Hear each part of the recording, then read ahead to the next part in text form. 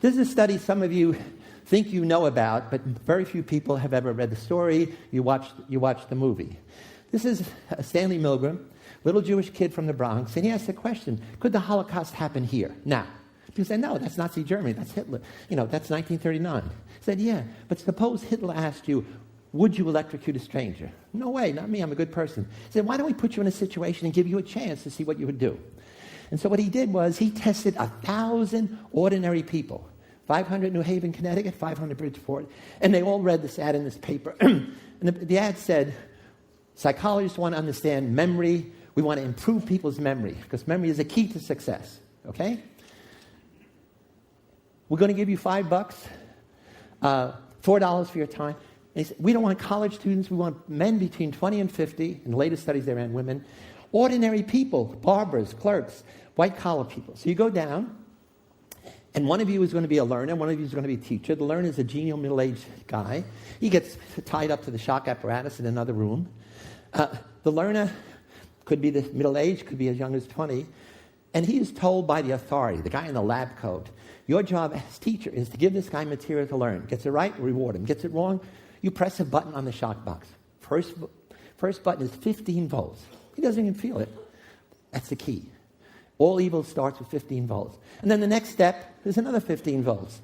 The problem is, at the end of the line is 450 volts.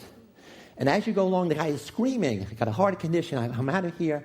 You're a good person. You complain. Sir, who's going to be responsible if something happens to him? Experiment says, don't worry, I will be responsible. Go, continue, teacher. And the question is, who would go all the way to 450 volts? You should notice here, when it gets up to 375, it says danger, severe shock. When it gets up to here, there's XXX, the pornography of power.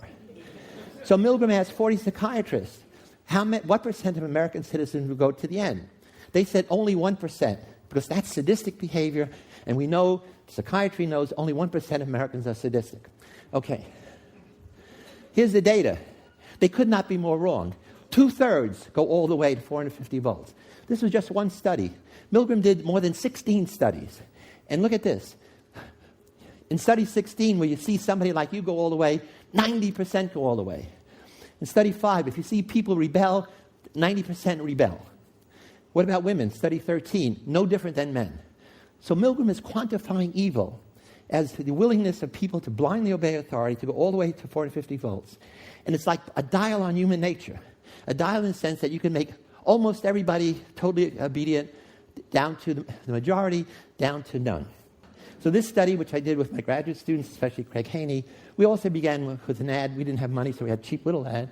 But we wanted college students for a study of prison life.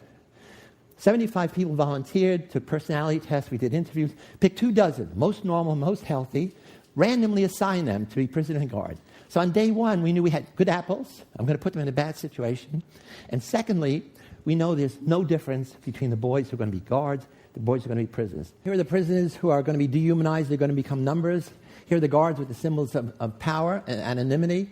Guards get prisoners to clean the toilet bowls out their bare hands, to do other humiliating tasks. You saw simulating fellatio in Soldiers in Abu Ghraib.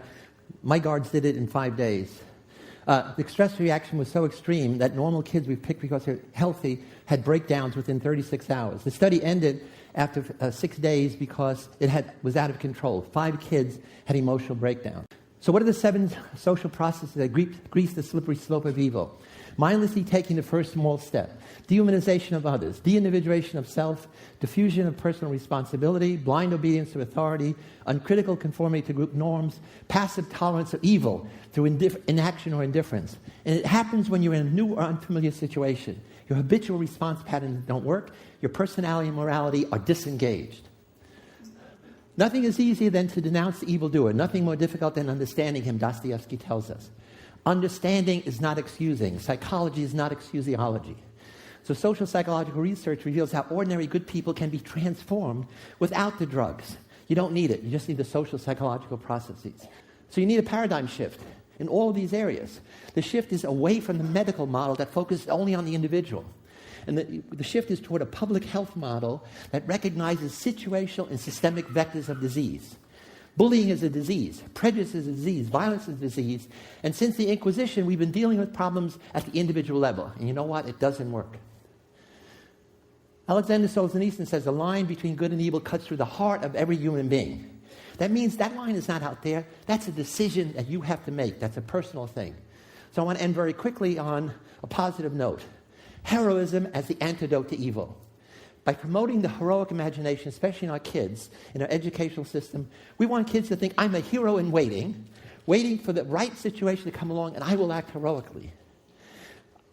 My whole life is now going to focus away from evil that I've been in since I was a kid to understanding heroes. The banality of heroism is it's ordinary people who do heroic deeds. It's the counterpoint to Hannah Arendt's banality of evil. Our traditional societal heroes are wrong because they are the exception. They organize their whole life around this. That's why we know their names. And our kids' heroes are also wrong models for them because they have supernatural talents. We want our kids to realize most heroes are everyday people, and the heroic act is unusual. This is the woman who stopped the Stanford prison study. When I said it got out of control, I was a prison superintendent. I didn't notice out of control. I was totally indifferent. She came down, saw that madhouse, and said, you know what? It's terrible what you're doing to those boys. They're not prisoners, they're not guards, they're boys, and you are responsible. And I ended the study the next day. The good news is I married her the next year.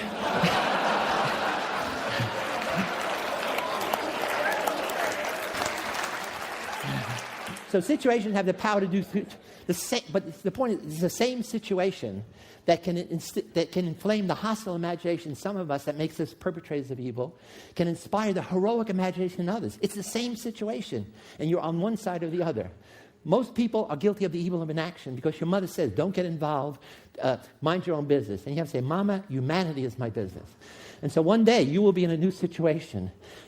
Take path one, you're going to be a perpetrator of evil. Evil meaning you're going to be Arthur Anderson. You're going to cheat. You're going to fudge.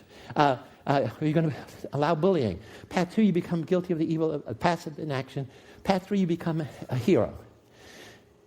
The point is, are we ready to take the path to celebrating ordinary heroes, waiting for the right situation to come along to put heroic imagination into action? Because it may only happen once in your life. When you pass it by, you'll always know, I could have been a hero, and I let it pass me by. So the point is thinking it and then doing it.